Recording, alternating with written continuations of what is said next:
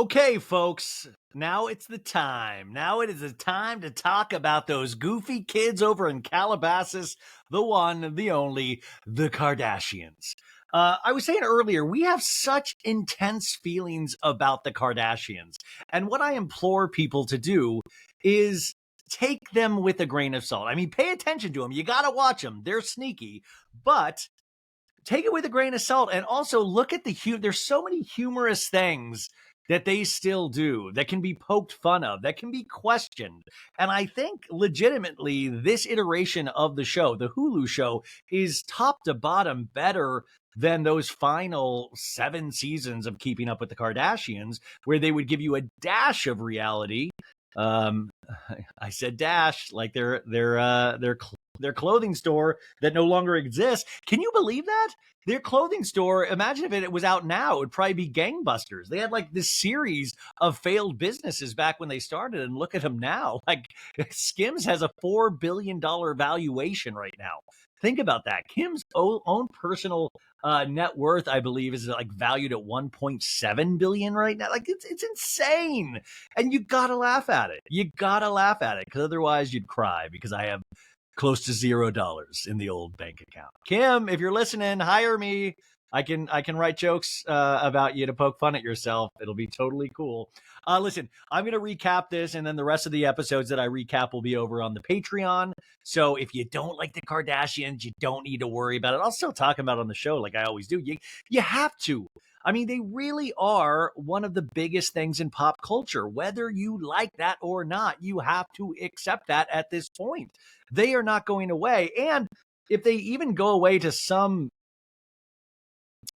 I don't know, in some fashion, they're still fine financially. Nobody's going to be broke in that family. It's just too big to fail at a certain point, unless one of them actually pulls an actual Kanye. Um, Kim got out at the right time. Imagine Kim wearing a t-shirt over her head in Italy right now, or being told to wear like a futon cover around her body. Yeah, Kim, wear this couch pillow around your stomach.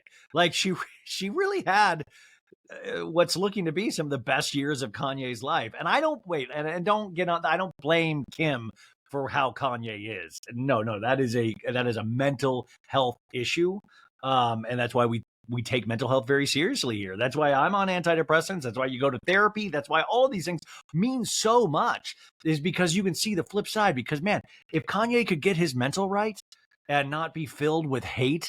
I mean, was involved in so many amazingly creative things that really moved me in earlier parts of my life. And it just, man, it bums me out to see him with that t-shirt over his head, just spouting sometimes just nonsense. Nonsense. Why am I screaming? Anyways, Angelina Faye took these notes for this. Thank you, Angelina. I wanted to plug her Substack. You can find it at www.angelinafay.com. That's ANGELINAFAY.com. It's a free Substack as well. I subscribe to it. I dig it. I'll put it in the show notes as well. But thank you, Angelina. It's really hard. Like, I've watched this episode of The Kardashians twice. So yeah, I do work, folks. But it is so much better when somebody else can take the notes for me. As I get older, it is one of the things. But somebody asked me, will you do Southern Charm recaps? I was like, yeah, if somebody takes the notes on them, yeah, I would be happy. I think it's like, I'll get sucked into the show. It'll take just so long. Anyways, enough of that. We got to talk Kardashians, folks. So last week, or like a week and a half ago, the first episode premiered, and it was awesome. I thought it was great. Started off with that Kourtney Kim fight, where Kourtney pretty much, called Kim an asshole and a thirst monster. And then Kim was like, we have a not Kourtney text thread where we talk shit about you with your friends. And it was just like, that was the first scene. And then all the family goes to Cabo except for Kourtney. And it's just, we find out that Khloe is scared of whales, or we're reminded that Khloe is scared of whales. I mean, so many amazing little moments. These moments crack me up so much. It's like they're striving to still be normal people so much, and they just aren't. They just aren't. And it's so weird. It's like, I have to remind myself how, in terms of time, this all happened in the last 15, 16 years. Like, guys, if you put 15 or like, our lives can change on a dime. Like, nobody would have predicted this. Remember, if Lindsay Lohan had turned down the reality show that E wanted her to do initially, Keeping Up with the Kardashians would have never gone on air. It was Lindsay Lohan turning down her own reality show on E at the time, and they were scrambling for something. And Chris had been in touch with Ryan Seacrest, who produced the show, and it was just these meetings. All of these things have to line up in Hollywood for something to happen. And that's why success and fame and all of this stuff, it can be so glamorous, but the underneath it, there's so much hard work and failure and all of this crap that goes into it that you're blown away that anything can get made when you actually know how the sausage is made. It's just, I'm shocked that they were able to turn that into this. And I have to hand it to Kris Jenner. But it is wild, man. Some of the shit is just wild that these people go through. Now, this is a wildly uneven episode where you've got a lot of Khloe Tristan stuff, but then you have Kim going to Harvard to talk to business school. I mean, we live in a simulation. I mean, 16 years ago, nobody would have thought Kim Kardashian would be at Harvard. Like, if you told the Harvard people 16 years ago, hey, Kim's going to teach a class here one day or come in for a class, they'd be like, is this DeVry? What? Wait, huh? It is wild. So you have that, and then you have Kim working on one of her innocence projects, trying to free a man from prison. Like, all of these things get jammed into an episode. You have Corey and Chris's awkward romance where they go to Giorgio Baldi, and he's like, yeah, Chris, yeah, I want to smack that booty. It's so weird. And they just jam it all into this show, but it's filmed so well. I think it's Ben Winston's one of the producers on this, and he does just a really amazing job. It's kind of in that Selling Sunset, Selling the OC vein where they shoot it so film-like, and the music is there. It begs us to take it serious. It's like, you need to take this seriously because look how beautiful it looks. So let's get into this. The episode 2 is called "When Is Being Me Gonna Be Okay?" I didn't even know that was the title. When is being me? I don't know, man. Who are you talking? Which character is even this referred to? Any of it? It's not going to be okay for any of you to be you. It's not okay for any of us to be any of us. Come on. So previously on the Kardashians, and we saw that trip to Cabo. Kim lets us know she doesn't want issues with anyone. But then we had that phone call at the beginning where she's like, we're on the not courting text thread, bitch. And then we have Tristan still living with Khloe, but they are not back together. They need us to know they are not back together. He is only living at that house in her bed, in her booty hole. That is the only. No, we know he lives there, but they are not together. This is a big infomercial to let us know that Khloe is on the market. Please, everyone, we need to agree on this. So the show starts, and we're at Khloe's house. And we're down what I assume is like a basement, like a finished basement. And it's like just so decorated beautifully, holiday lights. She's setting up like drinks and like this huge charcuterie tray, which is so sad because these charcuterie trays, they never get eaten at a Kardashian household. It's like seeing all of those jars of cookies and candies. And you're like, oh, what a waste. Like, people, that's why I will never get invited to a Kardashian house, because I would get in there. I'd be like, can I get into this? Hey, does anybody have Tupperware? Like, I would bring my own Tupperware like I used to do at El Pollo Loco to steal their salsa. And I would just steal just whatever, because they always have freshly baked goods. And you're like, what a waste. What a waste. Like, do the housekeepers get to go home with that stuff? Do they get to take that to their families? Anyways, there's a martini night for the family, I guess. And Khloe's having it. But you got to see this setup, man. She's at this bar, and behind her, you see all these bottles unopened of every liquor imaginable. You can see on the right, like when they do a different angle, there's like a whole other, like a glass door area where it looks like it has like a wall of chilled vodka. I mean, just like rich people shit, And Tristan Thompson walks in, and the producer's like, hey, Tristan, how you been? And Khloe instructs him of like, it's okay to talk, Tristan. Just talk to the barrel of the camera. And he's like, okay, all right. I'm doing okay. Yeah. life just throws a monkey wrench at you sometimes. And I will say, I want to remind everybody, and I do have a lot of sympathy for him, is that his mom passed away unexpectedly. And he has now gotten full custody of his brother Amari, who is severely disabled. None of that is funny or anything to joke about. I do find, and I said this last year, the timing of this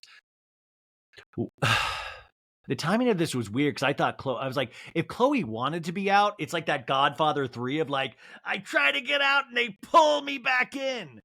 This happened, and Kris Jenner and the family swooped in and pretty much took care of all of Tristan's need, took his brother in, Tristan in, under Chloe's roof. They cleaned his mom's apartment, they talked about this last season. It just seemed like they went above and beyond. And I will say, like, it is wild when you go, just going through my mom's death recently, the people that come in and they just start doing things. You don't even ask, because you don't even know what to ask. It's such a weird time. And we're still in that time to a degree. It is weird, just me and dad walking around this house. And my mom used to fill up so much space in terms of just sound. Not just her oxygen machine and all that, but even before that, she was always just such a lively presence. And me and my dad would exchange looks, be like, oh my God, she's on one of her rants again. We would exchange these looks. But now it's weird, because we would kill to be able to exchange those looks. Now we look at each other and we're like, oh God, we have to talk to each other. My God, what, how does that go? How does that work? So anyways, Chloe is in a confessional, and she's like, in case anyone missed the finale of season 3, I wanted to bring you guys up to speed as to why Tristan is here. I love that she's already sort of apologizing to the audience. Like, I bet you're wondering why he's still here if we're not together. We get a flashback to Kim and Chloe last season talking about Tristan's family issues, and Kris telling them, well, everything happens for a reason.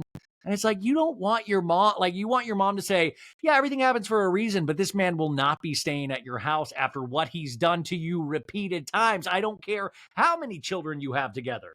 So we're back in a confessional, and Chloe's like, Tristan is now responsible for his brother Amari, and they're living at my house right now while the construction is getting handled. Back to Tristan, and he's like, it's always good when you have family with you to have your back and make everything better. So it's a process. That's how I look at it. And he's right, but I do wonder sometimes how deeply he actually is self-evolved enough to think that he is really elongating Chloe's pain, that he's really putting himself in front of her. And he's so cocky, I believe, that he's still like, I can win her back. I can win her back. And it's like, you shouldn't even try to win her back. You should realize you do not have the tools to be able to give somebody like Chloe, or potentially any woman in your life, what they would need in terms of love. You might be a good guy in all of these other facets of life. You might be good to other basketball players or Drake or family members, but you were not able to give Chloe what she potentially wanted, and I don't think I don't think he still is in that place. But I always wonder if he feels guilty, in a sense, for potentially holding up her process of healing. Chloe in the confessional says she feels overwhelmed and stressed, and she's like, at times, but I'm not the one that's going through the most pain here. So being very selfless and saying Tristan's the one going through the most pain. It is hard, though, when you start judging levels of pain, when you're like, well, my pain is better and more intense than this person's pain. It's the weird way to look at things. Kris now arrives with Corey, and Kris hugs Tristan, like literally. Oh my God, I want somebody to look at me the way Kris Jenner looks at somebody that's cheated on one of her daughters. I mean, she just lights up from inside. She's like, oh, you've caused her such great pain. Get in here. I want a tighter hug. I love it. She's also brought a martini sommelier with her to make the martinis. Kris Jenner, by the way, is a famous for smoking and loving martinis, loves her vodka from everything that we've been told. And Chloe goes, I have never had an olive in my life.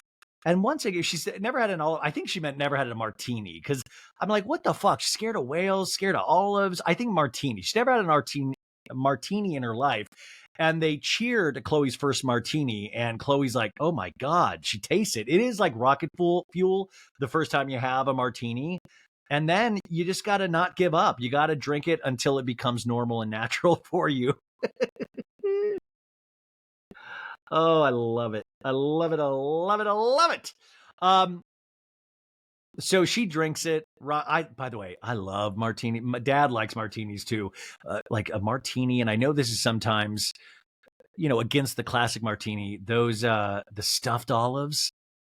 Ooh, a good stuffed olive with blue cheese and a very ice cold martini, a vodka martini, just a hair dirty, just a little slightly. I don't love it over. I don't like it really dirty. I don't like just drinking pure salt, but it can be delightful. It can be like, by the way, it's now been 8 days since I've had my last drink. I'm not even, that wasn't on purpose. It's just life's been so busy that I'm like, well, I'm not going to have a lot of time where I can enjoy a nice drink. So yeah, why do that? Why do that just to keep up with the Joneses? Anyways, she's like, Mom, my God, this is horrible. No wonder you're drunk all the time. Now, Kim pulls up and greets everyone. So I love everybody's like, hey, there's all like just going mansion to mansion. And Kim says that she, Chloe, and Chris are dressed for 3 different parties because they're in different outfits. Kim's like, I want a jello shot. Kim says she's still definitely the lightweight of the group, but she can get wasted from just 2 shots. Cheap date, gentlemen. And she's like, it's so much fun. Seriously, I know you guys believe me. Ask Beyonce if you don't believe me. I danced all night long at her party. I think I blacked out. Kim, could you bend over? I think you dropped a name over there. Do not use Beyonce in your talking heads. Do not. No, no, no, no, no. Kim, you might be a billion. Do not. You were not able to invoke the name of Beyonce. Like, ask Beyonce. Okay, give me Beyonce's number. Let me ask. I would love if I texted Beyonce like, Kim question mark, and she'd be like, girl, you don't even get it. She would not leave. She was shit can. She was trying to rap to Jay-Z's songs. He was like, this is weird. Do not sing N-words in Paris. That's horrible. How dare you, Kim? Like, I just imagine Kim just overstaying her welcome, because she's just so excited to be around Beyonce again. She's like, yeah, I danced all night long, but I woke up to so many text messages and I was like, Chloe, look at this. What did I do? What did I do? And Chloe was like, oh my God, you were dropping it low. And I was like, no, I danced all night long, you guys, and I had no idea. I love it. You guys, live, laugh, love. You don't even know. I was crazy. And Beyonce's, can you imagine? Anyways, leave me alone. Um, I love that this show and her life right now is just one gigantic wish fulfillment. It's just one other, like, just amazing thing to amazing thing. Like, but also I want to remind people, Kim's a horrible dancer. There was one time, do you guys remember when she was at a Prince concert years and years ago? Rest in peace, Prince. I love you so much. I think about you every day. She got pulled up on stage by Prince, and Prince asked her to leave the stage when she started dancing. Kim is not known for her dancing, and I think that video is actually on YouTube, and he was like, I don't think so. Yeah, if Prince tells you you can't dance, and that's fine. We all have our things. True, now the kids get there, True, and Tristan's like, Tutu, all right, Tutu, you're another one of my keys for being able to stay around Chloe. What's up? True and Dream walk in. They give hugs to Chloe and then Chris, but Chris actually begs for a hug. Chris is like, you got to give me a hug. Come here. You're my little revenues. You're my future little revenue earners. Come on. I mean, she's training the future generations of Kardashian Jenners. So she was like, you got to be good with Aunt Chris. Aunt Chris, Grandma Chris. Anyways, Tristan picks up the kid, spins him around. I wonder if this is so natural for Tristan or if he like amps it up for Chloe. Like, look how amazing I am. Because at the end of the day, remember, Tristan still has one kid that we know of that he still hasn't met. And listen, you can be mad at that mom all you want and think she entrapped you, but that doesn't matter. You still have a child. You still have a son that has not met you that will now be raised with daddy issues because of you. And if you are in the spot that you're in, especially after dealing with the death of your mom and seeing how that affected you, I think you would be running to be a part of this young boy's life. So he does get raised in a well-adjusted environment. Dude, you chose not to wrap it up. Like, Tristan is allergic to condoms. We know this. And you chose, you you played, now you pay. And like this could be a blessing, but to not meet your son is just so gross. No matter what you think of this woman that you had this child with, it is just so stupid. Logic just fails people sometimes. And it's like, especially if you are blessed to be financially secure, not only with his career, but just being around the Kardashians. Like, they'll take another kid in. Are you kidding me? Chris is like, let's put him in the Kardashian Hulu boot camp. Let's get him a spinoff. Anyways, the producer asks Kim, hey, what's your relationship with Tristan? And she's like, I know you guys are going to hate me for this, and you're going to hate us, and you're going to think Chloe, whatever. It's just so crazy because he's such a good friend, and he's such like a good like dad, but he just couldn't get it together in that area of like being a faithful boyfriend. So it's like, you want to obviously hate him for that. Yeah, of course, his actions and who he was, like, so fucked up. Like, I can't deny that. And we've had our talks about it, and we've had our fights about it, and we've had our arguments about it, but he's also shown so many decent things and just has been a really good person and friend. When he saw me struggling with my kids, he stepped up. He started showing up to games. He picked Sane up, takes them to dinner, and will always come to my defense, especially if it's stuff with like me and my ex. And I just like never forgot that. So it's like, I'll never really throw someone away and act like I don't feel like they can grow and evolve. Kim, that's amazing. But I also want you to realize you're Kim Kardashian. Of course he's fucking going above and beyond. Are you out of your mind? Listen, I would run to you right now and take the kid to dinner if you called. Are you kidding me? Of course he is. Like, oh, he really stepped up? Once again, hasn't stepped up for that kid he hasn't met, but he stepped up for you, a billionaire.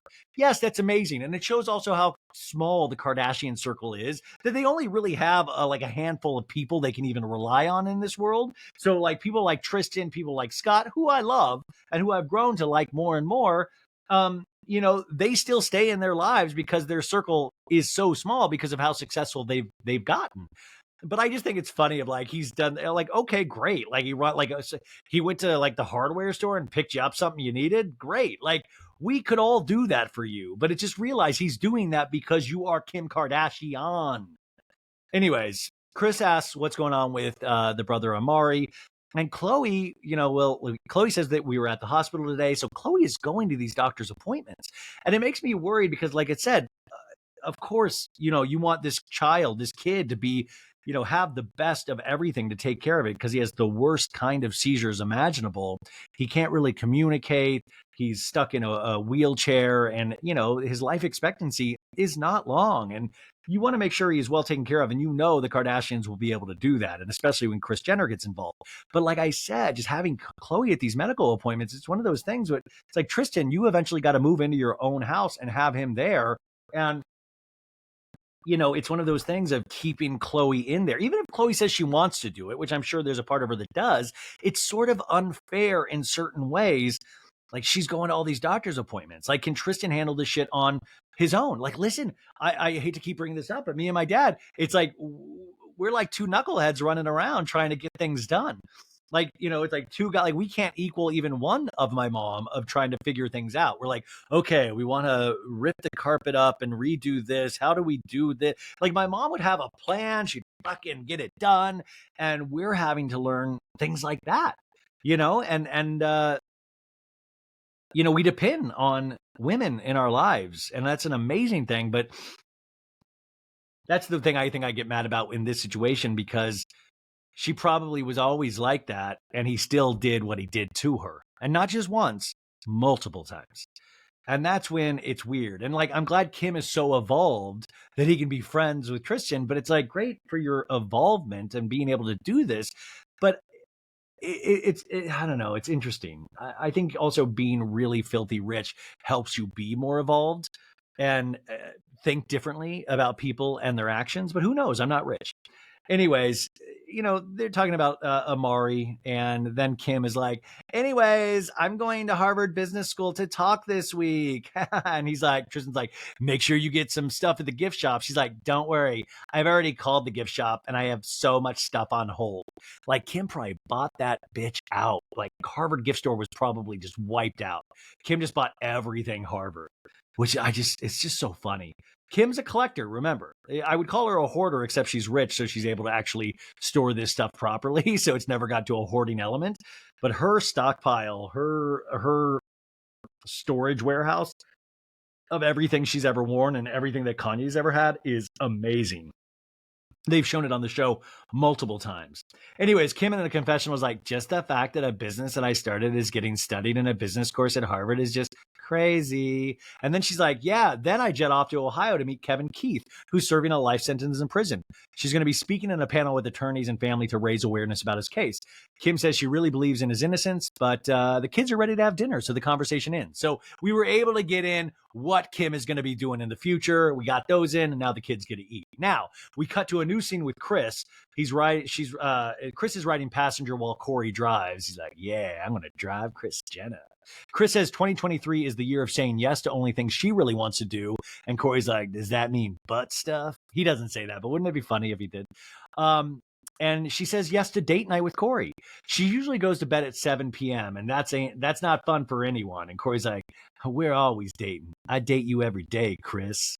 Calm down, Corey. Like, stop living in Kris Jenner's asshole. Are you kidding? Where I date you every day? Calm down, dude. My God.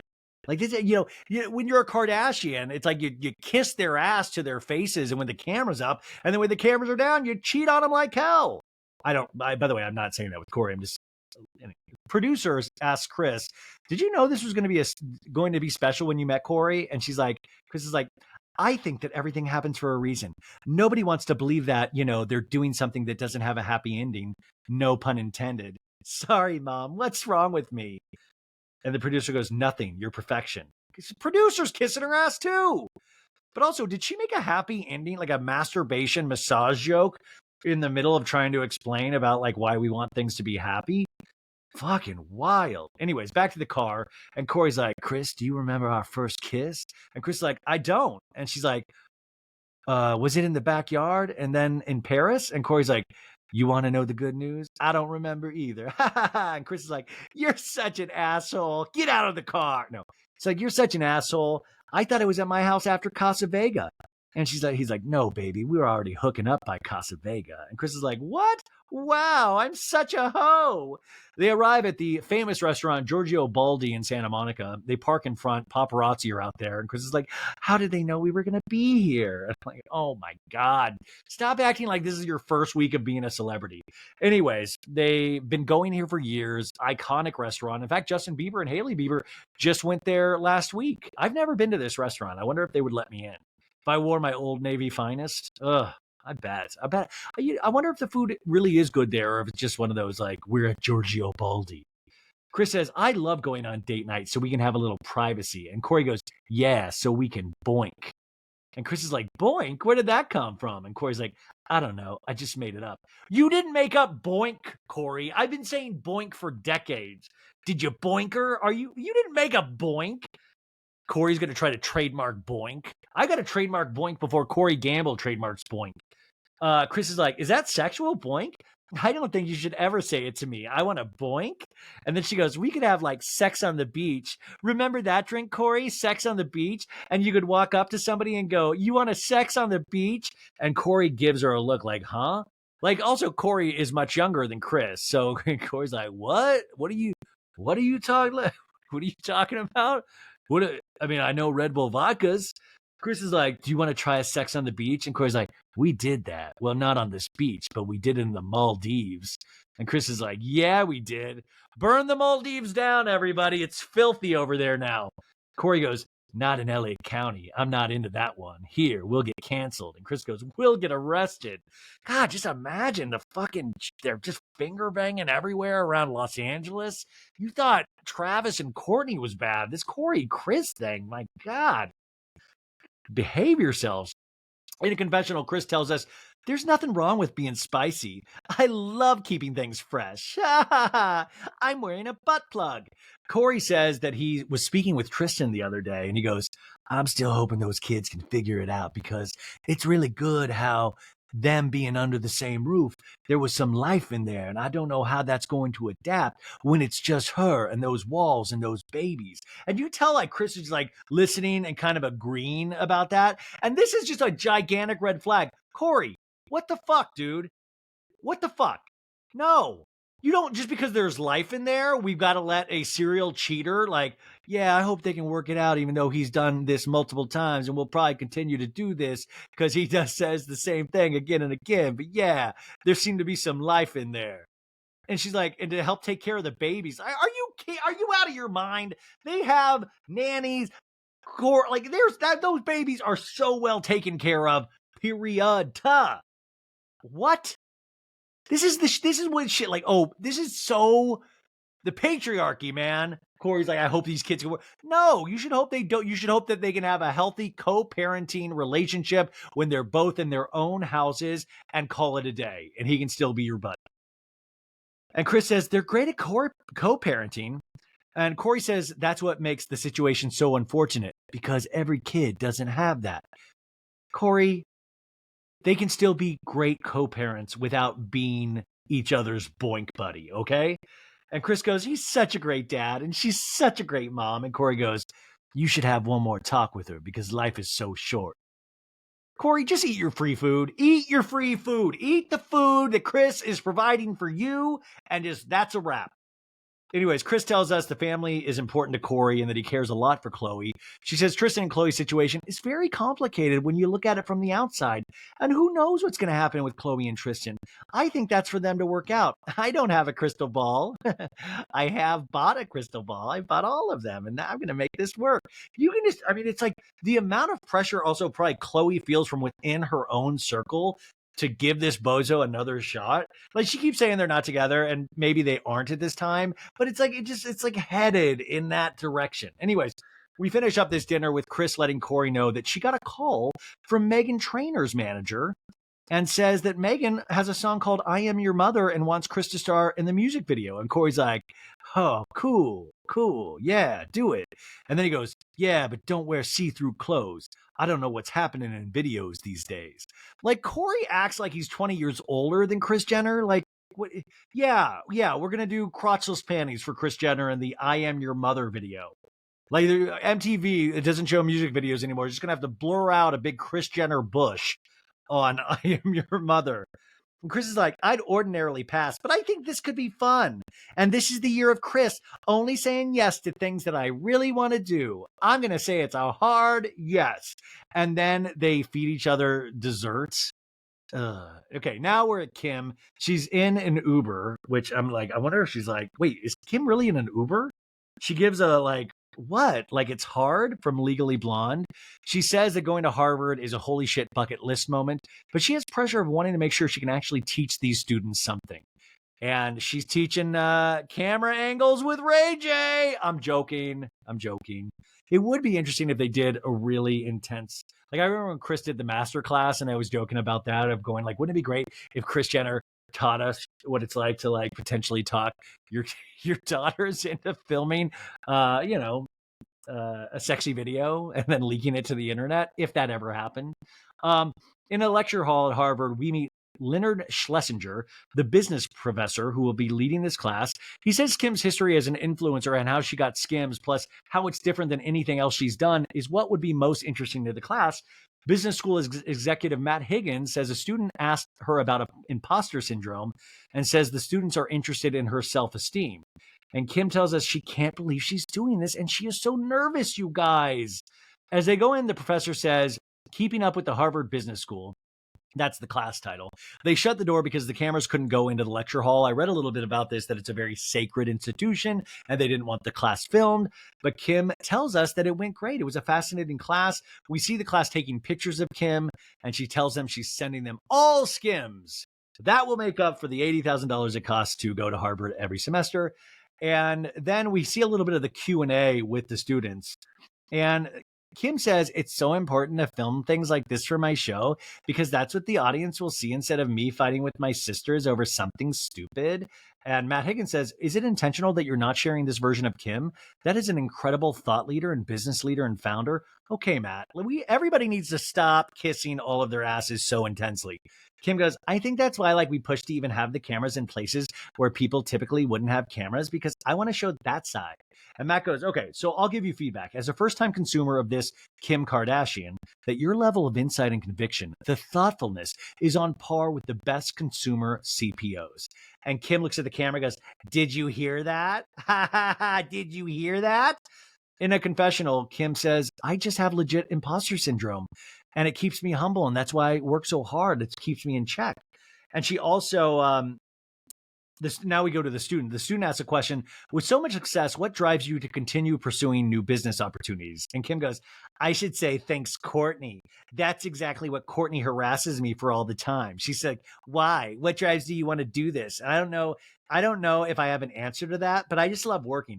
I love that she was able to throw Courtney under the bus. Like she's like just rolling over Courtney, backing over Courtney, rolling over Courtney. Like, everybody say it with me, all you Harvard students. I'm going to add you to the Not Courtney text thread. She sucks. She drives me to want to be a 10 billionaire person. Come on. Anyway, she talks about launching the brand, the Megan Fox, Kourtney Kardashian ad campaign, how it's so exciting, so fast. And I truly believe, now remember, Kim is a co-owner of Skims. You can look all of this up and it's really kind of fascinating. I was reading an article about it today and it is, I'm trying to find, I had it set aside here. Let me find these old notes. Apple News. Because it's co-owned by 3 people, and it was started. Let me go here. So it was wish I could pause this.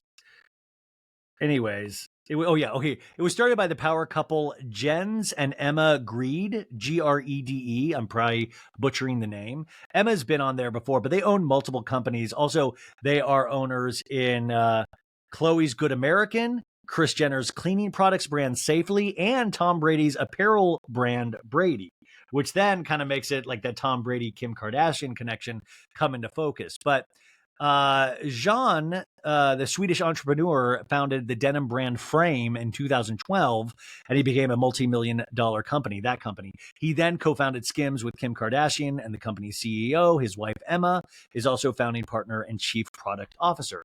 But the Greed seem to really have gotten this ball rolling. But Kim, I do believe, probably puts an insane amount of work, and I really would be curious what her day-to-day is. But I also think she makes it her business to be a part of every part of this. I could be wrong. And I will say, I'm really excited. They are going to launch a menswear version of Skims, and I will try it. I hear it's a great product. That's what it really has to be. A great product for it to surpass, because sometimes the Kardashian brand can help, but it can also hurt at times, or it has in the past. And this, if you make a good product, if you do something good, that really shuts people up. It starts to shut people up. But anyways, another girl is like, oh my God, Kim, thank you so much, because you make it like so I can also wear glam as a businesswoman. So I love that was in here too, of like, you make me confident to like wear makeup in class. Oh my God. I mean, but it's true to this woman, and it's true to a degree. Like, you can be boss bitch and look great and sexy. And she talks about going to the White House, and she had just posted a bikini photo, and she was worried about that, but that's just who she is, who they are. It's all, and how this brand is all inclusive, be who you want to be, highlight the person you are. It's for all shapes and sizes, blah, blah, blah, blah, blah. And she just wants to keep growing. She wants to do things that are outside of her comfort zone, things that we've heard a million times, but we're hearing Kim Kardashian say it, so it's special. Okay, now we get out of that, and Chloe goes out of her car in all black, and they're at the Century City Mall to the first Good American retail store, which is, I guess, pretty far from opening still. Chloe tells Good American CEO Emma Grede, who we were just talking about, how she got her ears pierced at Century City Mall when she was a kid, and she'll never get another piercing again. And Kris had to drag her back in to get the second one done. Chloe says Kim and Kourtney as teenagers would call guys and meet them at the mall and then stand them up and take a Polaroid, which were in an album. God, they were cruel even as teenagers. Kourtney still remembers the phone number. Like, I guess there was like this party line number. And in a confessional, this is the only time Kourtney's in this episode. Kim asked Kourtney, she's like, Kourtney, do you remember the party line number from when we would call and prank everybody? And Kourtney remembers the number and is like, yeah, I have it memorized. Here it is. And she's like, do you want to call it with me? And Kourtney's like, no, gotta go. And Kim pranks this guy on the line, and she's like pretending to be like Samantha. She's like, hi, it's Samantha. where are you located? Like trying to flirt with this guy. She does it pretty good, actually. Anyways, back at Good American, CEO Emma shows Chloe the floor plan. We're big business, guys. This is Succession. Emma says they're over budget, over time, trying to open 4 stores at once, and they're nowhere close. Their new soft launch date is in May. And in a confessional, Chloe's like, I feel like no matter where I turn, there's stress after stress, problem after problem, which is obviously adulting. Nobody warned you about this when you were young. Sorry, kids. Don't worry, kids. None of us will be billionaires like any of these people. You don't have to worry about this. I will say, though, at this point, is there one Kardashian besides Rob that's like, I literally want to cash out? Like Chloe, what? Chloe's what? Worth 200 million, maybe 300 million? Like Chloe's like, you know what? That's good. I can make that last the rest of our lives. You know what? I'm going to call it a day. I'm going to call it a day and just close out. Close out. Just say, I want to watch Netflix for the rest of my life and try to read. Like, why keep going? I mean, this drive that they have, it just feels like this just perpetuates more, trying to get more. Anyways, they're saying nothing is on track due to the supply chain crisis. Chloe's goal is to open 50 or so stores, but we'll see how opening the first 3 goes this year.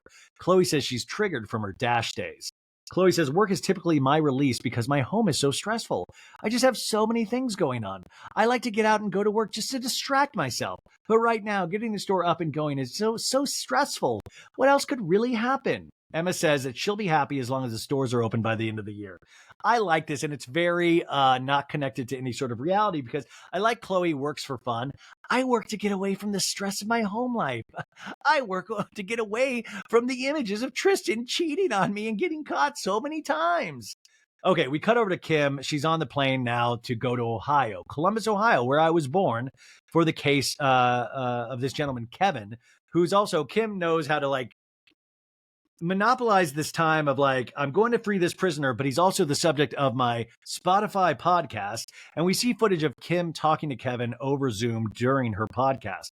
And this is actually a really emotional story we get to hear about him. And I suggest if you want to know more about it to listen to her podcast potentially and find out more. But I do admire the work that Kim does and also remind people that she doesn't have to do this work. Of course, it does make her look good, but I hope that she truly is doing this out of really the right reasons. And I think she is. I do. But she's speaking at this panel with Kevin's family and influential people in Ohio. They'll be in attendance. It's for the Ohio Innocence Project. And we see Kim welcome to the stage. And the moderator asks Kim why she got involved with Kevin's case. And Kim says, the core of everything of how I really connected was seeing a family so connected. And we get a flashback to the Zoom podcast where Kevin talks about his children and his grandchildren that he misses the most. And she's like, I wanted to highlight and showcase that it's not about one person. This is an entire family's life who got completely ripped apart over this decision. And it is. I think that is the right way to go. It actually did make me curious to listen to this podcast. And I was wondering why it wasn't promoted even more heavily, I guess, at the time. And maybe they were planning on releasing this earlier. Usually the Kardashians are pretty good at lining up the show with launch dates. So I don't know. Maybe you guys have all listened. I have not. So I should rectify that. But this is a good thing. And we will see what happens. Now Kim is on her way to meet Kevin for the first time. Cameras, once again, not allowed. They're not allowed at Harvard, and they're not allowed at prison, at the Marion Correctional Institution. Wouldn't it be great? Jen Shaw's like, Kim, free me, Kim. Kim's like, I have been reached out to by Coach Shaw and the Shaw Squad to try to rectify the false imprisonment of Jennifer Shaw. Anyway, we see old conversations of Kevin with Kim where he's crying on the call. And Kim's like, there's a lot of people that love and support you. We're not going to stop fighting for you. And he's like, I really appreciate you. Anyways, Kim tells us that seeing Kevin face to face was amazing. He's been sitting here telling his story and fighting for his life for 28 years inside this prison. It was really nice to know that I've been fighting for this person that I've really believed I've been fighting for. I got to meet him and know that he was the person that I thought he was. To really look him in the eyes and to really understand, that's just the best feeling. Now she's on the phone with Chloe on the car ride back, telling her how she thinks Kevin just had fun talking to her. And it's like, yeah, man, you're a Kardashian. I'm sure he was fucking on cloud 9. Chloe says she can't even imagine and asks what Chloe's like, I can't even imagine. Oh my God, we're trying to launch 3 Good American stores, so I get it. Anyways, ask Kim what the next steps are, and Kim doesn't know. They have to get the governor. Chloe says Kim is a woman who wears many hats. Yeah.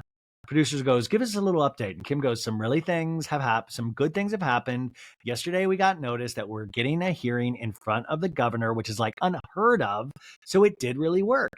And producer goes, possible parole even? She's like, yeah, that's what the hearing's about. And producer goes, that's amazing because he's supposed to be in there for life. That's incredible, Kim. And it is incredible. Truly. That's incredible. No jokes here. But what we can joke about is this next scene where Chris is on the set of Meghan Trainor's music video. She's wearing a blonde wig a la Marilyn Monroe, a white gown with white gloves. She puts on diamonds. You know, Corey's like, yeah, take the wig home tonight. We'll do role play. Yeah, I want to get that blonde booty. Chris tells us that she said yes because it's fun, glamorous, and Hollywood. She hopes she can live up to Meghan's expectations and doesn't want to let her down. Sharm LaDonna, the video director and choreographer, gives out instructions. Chris comes out from behind white feathers and mouths along with the lyrics. She's killing it. She says, this is beautiful, but it's hard. It's not as easy as it looks. She nails every take, folks, and everybody cheers. This reminds me a lot of Kris Jenner's iconic 80s video, I love my friends. I love him. Remember Kris Jenner? They did the I love my friends video where Kris Jenner, you can find this on YouTube too, where she's like, it was to Randy Newman's I love LA. And Kris Jenner is like, I love my friends. We love them. I love going to La Scala with my friends. Spago on Friday nights. Play racquetball. We love it. Anyways, everybody's kissing Chris's ass. She did amazing. She does actually kill in this music video. She is great. I mean, Chris loves this shit. Are you kidding me? Chris is like, can you imagine, like, if I told Kim I'm doing a music video, she would have gone, what? Because she didn't tell her. And Sheila says, Sheila Azoff, who is Irving Azoff's wife. And if you don't know who Irving Azoff, he's like one of the biggest Mount Rushmore of music industry people. Shelly's like, I told her. And Chris is like, you did? And then Chris FaceTimes Kim. And Chris is like, singing and dancing, honey. This is what your mother does on a Saturday. In a confessional, Kim says at first, she was like, oh my God, this is going to be so embarrassing. And she won't know what she's doing. But then she killed it. In life, you just have to have fun and you have to try new things. And why not? You guys know that my secret theory is that Kim will eventually replace Kris Jenner one day. And Kris isn't going to go pretty. Like, it'll be a day where Kim's like, I'm going to need you to come to my mansion at 5 p.m. today. And Kris will drive over there. And Kim's like, I just want you to know, as of 6 p.m. tonight, I will now own 90% in all Kardashian family members. You are no longer needed. You will be getting a monthly paycheck, and it is time to retire. Like, I really believe that will happen one day. Anyways, the producer in a talking head goes, what else is Kris Jenner saying yes to this season? And Chris is like, well, stay tuned. Anyways, we're at the final scene of this godforsaken show, and Chloe and Tristan are at home, and they're looking at baby pictures of Tristan, trying to figure out where it all went wrong. In a confessional, Chloe goes, I'm not naive to the fact that my ex-boyfriend is living in my house and that we're in really sensitive times. Tristan is in the very fresh stages of grieving, but without me being an asshole all the time, I still just want to make sure the boundaries are set, that they're in place, and that there's just full transparency and honesty. And the pair sits down. And I love this. I love Chloe being open. I want to believe this scene so deeply. And Chloe's like, well, what's going on in your house? Because you're going to have to eventually go back there, right? And Tristan's like, yeah. As of right now, the roof is still intact. And Chloe's like, I have a feeling you're over there poking little holes in the ceiling, like, get more flood damage so you're here longer. And Tristan's like, yeah, I'm literally like taking cinder blocks and like throwing it on my roof at night. He's LOLing, but it's like, yeah, he probably is doing that. And Chloe's like, I'm sure you are. So what's happening? Well, right now, Chloe, it's literally like a bunch of construction going on. I can't wait for you to see the finished product. And Chloe's like, trust me, I can't wait to see the finished product either. So she's being tough. And Tristan's like, I get it. Trust me. I know. There's nothing like your own space to a degree. And Chloe goes, not to a degree, just period. Yeah. And Chloe's like, I still need my space. I still love being alone. And Chris is like, yeah. But I was a great house guest. And Chloe's like, you are. Yeah, you're super helpful. You're great with the kids. Trust me. I appreciate it. Tristan's like, did you not talk to Corey yet? Did they not pressure you yet? In a confessional, Chloe says, I never want to be someone that anyone can accuse that I misled them when it comes to love. I think I'm so adamant about that because I've been on the receiving end of it. And I just don't think love is something you play with. And Tristan's like, seriously, though, thank you for allowing me to crash here while my roof crashed to the floor. Chloe's like, you're welcome. Are you working next week for ESPN? And he's like, yeah, I'm on Monday, Tuesday, and Friday. And Chloe's like, nice. Doing live TV is really hard. To be natural and listen and not cheat. No, she goes, to be natural and listen and still not be nervous and not say anything inappropriate, raunchy, or whatever, and go into professional mode. And Tristan goes, that's the one thing I think is bad about sports. We're groomed to be like so tough with a fuck you mentality. We're in a competition. And I feel so many people that it's like a dog eat dog world. And it wasn't until I really had to look at myself and was like, had to hold myself accountable. We're taught, be the man, do what you please, bros over hoes, all those stupid words like bro. The guy who probably made that is probably the biggest. And Chloe goes, loser. And he's like, yeah, you got to just be like your own man and don't care what people think and don't care what you need to get validation from others. This all sounds great, Tristan. Like what an amazing thing to say that you've never actually put into practice.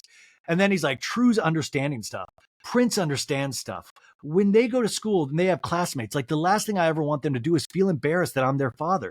I think going down this journey that I've been on right now, especially with what happened to my mom, I always ask myself, like, why do certain things to hurt certain people? I think the thing that always sticks to my mind, it's like, I know how much I care about you. I know how much I love you. You're my best friend. How come I meet my person? How come I've met my person and I've done so many wrong things to them? Like, why put you through that? These are all questions that Tristan shouldn't be asking Chloe. Like he should ask himself and do that work and not put Chloe in harm's way. In confessional, a producer asks, Chloe, is it hard for you to hear that you're his person? And Chloe goes, I'm his person. I'm not saying I don't believe him, but I've heard this. And of course, it's angered me before because it's like, if I'm fucking M, then why have you treated me this way? And how many times? This isn't a one-time thing. And here we are. I love love. I'm a hopeless romantic, but that's not going to change how I feel and what happened. I hope to God she means this. Tristan tells Chloe he appreciates her. Chloe says they are family. They are not a family of an eye for an eye, especially in times of need. She wants to be good for the lifetimes after this. She wants good karma. I mean, that's just a really great way to look at things that a lot of people can't achieve. I can't achieve that. Chloe says, I'm not justifying anything you've done. Obviously, everything you've done is, Tristan goes, it was my decision. And Chloe's like, it was fucked up and I'm strong enough that it's not going to break me. And God knows that. But also, Tristan, if what you say is true, if you really thought I was your person or whatever you said, then that means you would feel this much, you would feel this and you would be much more affected by losing me and you would want to change for yourself, not because there's a prize at the end of it. We're going to be in each other's lives for the rest of each other's lives because of our kids. So I'm not going to fight that. I'm going to make sure it's as nice as possible for me. Damn, this is so responsible. In a confessional, Chloe asks why that happened between them. Oh, Chloe says what happened between them was not some small little incident. It was a massive situation that really was very traumatic experience for me in my life. So I'm not going to forget it. But I'm so proud that I'm able to be kind and mature and show my children that mommy and daddy can coexist and be co-parents. I'm able to be here for him when he's in his time of need. Someone that I did not even really want to look at just a couple months ago, I have living under my roof. Just reading that out loud, just like, God, you didn't have to go that far. But she says, I lost a parent. I don't wish that on anybody. I don't care what you did to me. This is something beyond my pain. My moral compass is saying for me to be a good person and be supportive when somebody is in need. So everyone, you do what your moral compass says. I'm going to do what mine says. And then Tristan in the scene goes, you've done more than most humans could ever do, but it shows how pure and great your soul is and how much you don't want bad energy.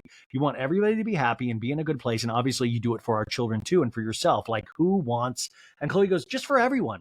You're a good person at your core. That's why I was with you. Everyone has some dumb shit in their life.